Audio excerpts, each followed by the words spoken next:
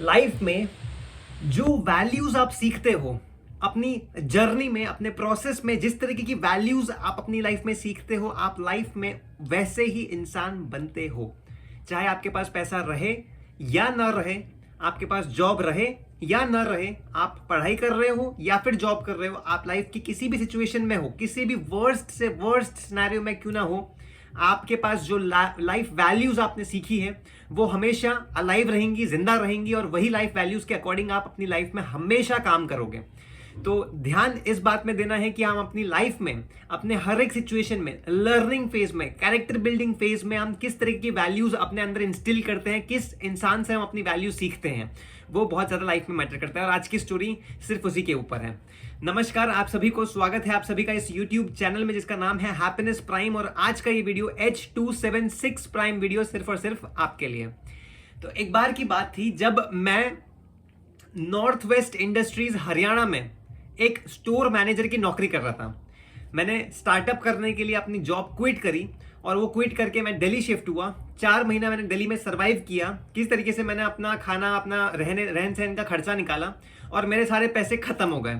जब वो सब खत्म हो गए तो उसके बाद मुझे हार मानकर एक हमारे ऑफिस में ही दूसरा ऑफिस था किसी का, वो सिक्योरिटी गार्ड की नौकरी प्रोवाइड करते थे।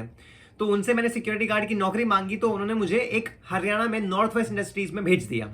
अब उस कंपनी में मैं as a security guard enter हुआ, लेकिन वहां पर उन्होंने मुझे एज अ स्टोर मैनेजर रख लिया। वहां पर वो कंपनी वॉशर्स, जो मिक्सी होती है ना जिसमें हमारी मम्मी अदरक पीसती है, लहसुन पीसती है, अलग अलग मसाले पीसती है, तो वो मिक्सी, उसके वॉशर्स, उसको असेंबल करना, उसका सामान दिल्ली से आता था उस कंपनी का, और वो सामान उस इंडस्ट्री में आके असेंबल होता था और बड़े बड़े बॉक्सेस बनते थे और उस तरीके से उसको वहां से ट्रक से ले जाया जाता था। तो वो असेंबली पॉइंट था उसका। तो वहां पर अलग अलग ब्लेड्स होते थे, अलग अलग वॉशर्स होते थे, मिक्सी का पूरा असेंबली होती थी, अलग अलग टाइप के मिक्सर्स होते थे जो वहां पर बनते थे। तो वहां पर मुझे ऐसे स्टोर मैनेजर रखा गया। अब बात ऐसी हुई कि एक दिन मैं वहां पर, वो एक इंडस्ट्रियल एरिया था हरियाणा का। मेरी फैमिली रहती है वडोदरा में। मैं उनसे बात भी नहीं कर रहा था क्योंकि मेरी लाइफ की सिचुएशन इतनी अच्छी नहीं चल रही थी, तो मैं उनसे बहुत कम बात करता था। और मैं रहता था हरियाणा में उस इंडस्ट्री में। वो पूरा इंडस्ट्रियल एरिया था, उसके अराउंड कोई भी सोसाइटी नहीं थी, कोई भी गांव नहीं था, पूरा इंडस्ट्रियल एरिया था। वहां पर हर 500 मीटर के गैप में एक इंडस्ट्री थी। कहीं पे ब्रेड की इंडस्ट्री थी, कहीं पे लोहे की इंडस्ट्री थी, कहीं पे मिक्सी की इंडस्ट्री थी। ऐसे करते करते अलग अलग इंडस्ट्रीज थी वहां पे। तो वहां पर सिक्योरिटी गार्ड का एक रूम हुआ करता था इंडस्ट्रीज के अंदर ही, उस पर एक पैरामिसिस के अंदर ही एक गार्ड का रूम था जहां पर मुझे रहने को दिया गया था कि आप यहां रह सकते हो। तो गार्ड के रूम में मैं सोता था रात में। अब वहां पे ऐसा होता था कि गार्ड की शिफ्ट होती थी, 12-12 घंटे के 2 गार्ड आते थे। सुबह 12 घंटे एक गार्ड काम करेगा और 12 घंटे दूसरा गार्ड काम करेगा। अब बात ऐसी हुई कि एक हफ्ते में एक दो बार ऐसा हो गया कि एक ही गार्ड ने डबल शिफ्ट कर दी। 12 घंटे का शिफ्ट करने के बाद वापस से 12 घंटे उसी गार्ड ने शिफ्ट कर दी क्योंकि दूसरे वाला गार्ड आ नहीं पा रहा था। अब गार्ड की जो कंपनी होती है वो अलग होती है और इंडस्ट्री के ओनर की कंपनी अलग है। तो ये लोग इस कंपनी को हायर करते हैं कि आप अपने गार्ड भेजो और इस गार्ड की नौकरी करवाओ। तो वो जो इंडस्ट्री वाले थे वो उस कंपनी को पे करते हैं और वो कंपनी गार्ड को पे करती है। तो गार्ड डायरेक्टली इंडस्ट्री के अंडर में नहीं आते हैं। तो अब क्या हुआ कि तीसरी बार ऐसा हो रहा था कि एक गार्ड था, उसकी 12 घंटे की नौकरी पूरी हो गई थी। वो बहुत दूर से साइकिल चला के आता था, बहुत दूर से, और वो अंधेरे में था। आप मान के चलो, जब अंधेरा शाम का वक्त हो जाता था तो इंडस्ट्री का एरिया बहुत डरावना होता था। वहां पे कोई भी चोरी चपाटी कर सकता है, वहां पे कोई इतना सीरियस था नहीं। तो चोरी चपाटी हो सकती थी, आपको कोई लूट सकता था, आपको कोई मार सकता था, ऐसा एरिया था वो। तो आप बाहर नहीं निकल सकते थे रात में अंधेरे में। तो वो साइकिल चला के बहुत दूर से आता था। तो क्या हुआ कि अब उसके डबल दूसरे वाले गार्ड को फोन आया, कंपनी से बात हुई कि वो नहीं आ पाएगा। तो इसी गार्ड ने बोला कि मैं डबल शिफ्ट कर लूंगा।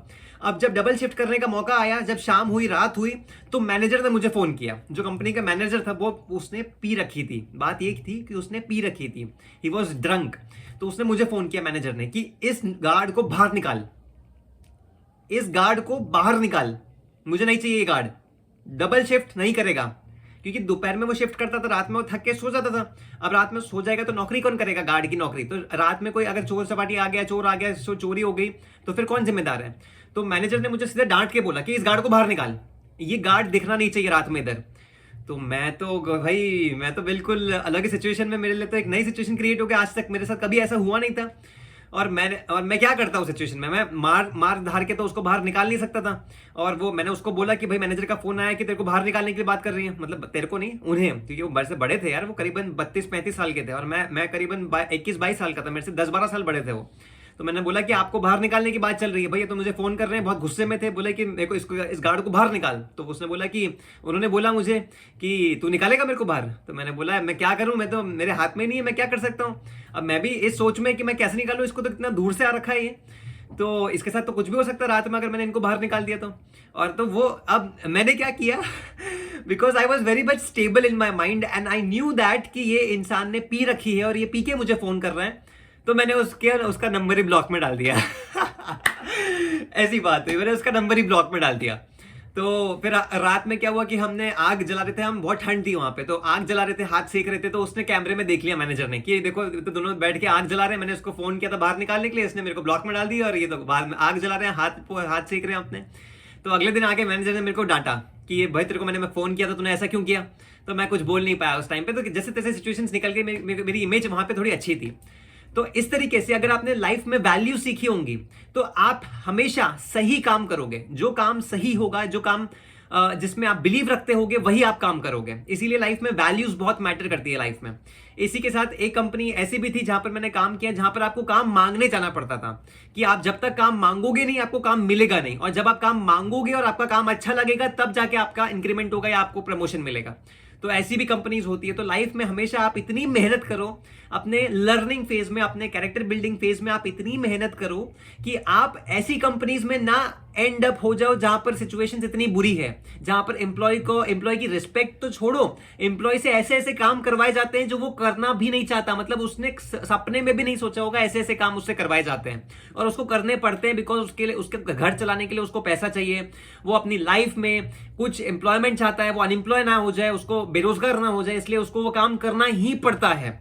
तो मैंने तो वहां पर मना कर दिया या मैंने उसको ब्लॉक में डाल दिया। लेकिन और कोई होता है जिसकी लाइफ में, जिसकी फैमिली उससे चलती हो, जिसकी फैमिली मैनेजर के पैसे से चलती हो, उसके पास लाइफ में कोई और ऑप्शन ना हो, तो वो तो क्या ही करता उस सिचुएशन में, उसको बाहर निकालना ही पड़ता, मतलब लड़ झगड़ के उससे मारपीट करके उसको बाहर निकालना ही पड़ता। तो आप मानो कि आपकी लाइफ में कितनी वर्स्ट से वर्स्ट सिचुएशन आ सकती है। इस स्टोरी से आपको ये सीखने को मिलता है कि आपकी लाइफ में वर्स्ट से वर्स्ट सिचुएशन आ सकती है अगर आपने अपने लर्निंग फेज में मेहनत नहीं करी, अगर आपने अपने लर्निंग फेज में बहुत इंजॉयमेंट किया, रील्स देखते गए, दोस्तों के साथ मूवी देखने चले गए और यहां से वहां से किसी तरीके से टाइम को बर्बाद कर दिया, तो लाइफ में इस इतनी बुरी नौकरी तक आपको जाना पड़ सकता है जहां पर एम्प्लॉय की कोई इज्जत ही नहीं होती है। बिल्कुल इज्जत उतार देते हैं एम्प्लॉय की, एम्प्लॉय से ऐसा ऐसा काम करवाते हैं जो उसने सोचा भी नहीं होता है। तो प्लीज, जब तक आपके हाथ में बातें हैं, जब तक पानी सर के ऊपर नहीं जाता, तब तक आपके पास चांसेस है कि आप अपनी लाइफ में इतनी मेहनत करो, इतनी मेहनत करो, इतनी मेहनत करो कि आपके पास इतनी अच्छी जॉब हो जहां पर एम्प्लॉय की बहुत अच्छी रिस्पेक्ट होती हो, जहां पे एम्प्लॉय के साथ बहुत बॉस जैसा ट्रीट करते हो और जहां पे आपको सेल्फ रिस्पेक्ट मिले, आपको एथिक्स के साथ काम करने को मिले, डिसिप्लिन के साथ काम करने को मिले, वर्क एनवायरमेंट मिले, अच्छा कल्चर मिले और सैलरी भी अच्छी मिले, आपके पास फ्रेंड्स, आपका टीम सर्कल, आपका टीम लीड, सब कुछ बहुत बढ़िया हो। इस तरह की कंपनी में आपको काम करने का मौका मिले, इतनी आप मेहनत करो। और अभी भी अगर आपको ऐसी कंपनी में मिला जहां पर आपकी रिस्पेक्ट नहीं होती है, तो आप मेहनत करो, अपनी पोस्ट को इंप्लीमेंट करो, अपनी स्किल्स को इंक्रीमेंट करो, अपने प्रैक्टिकल एप्लीकेशंस को इंप्लीमेंट करो और उस तरीके से आपको नई जॉब मिलेगी, आपको अच्छी प्रमोशन मिलेंगे, अच्छे कंपनी में आपको जाने का मौका मिलेगा। तो आशा करता हूं कि आप इस वीडियो से बहुत कुछ अच्छा सीखे होंगे, और अगर हाँ तो प्लीज इस वीडियो को लाइक जरूर कीजिएगा, अपने फ्रेंड्स के साथ जरूर शेयर कीजिएगा, और अगर अभी तक आपने चैनल को सब्सक्राइब नहीं किया है तो please subscribe the channel right now and also press the bell notification, जिससे आपके पास नोटिफिकेशन वीडियो की सबसे पहले आ सके। तो बहुत अच्छा लगा मुझे ये स्टोरी आपके साथ शेयर करके। आशा करता हूं कि आप वैल्यूज के बारे में बहुत अच्छी नॉलेज सीख गए होंगे, आपको पता चल गया होगा कि टाइम की कितनी ज्यादा वैल्यू है इस टाइम पे। हमेशा आपको मेहनत बहुत ज्यादा करनी है जिससे आप अच्छी कंपनी में जा सको, अच्छे लोगों के बीच रह सको और अच्छे रिस्पेक्टफुल जॉब, एक वर्क एथिक्स, एक रिस्पेक्टफुल जॉब में आप काम कर सको।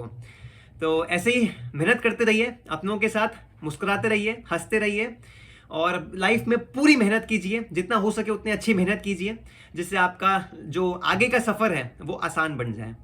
तो इसी तरह हंसते रहिए, मुस्कुराते रहिए। मिलते हैं नेक्स्ट वीडियो में, तब तक के लिए नमस्कार।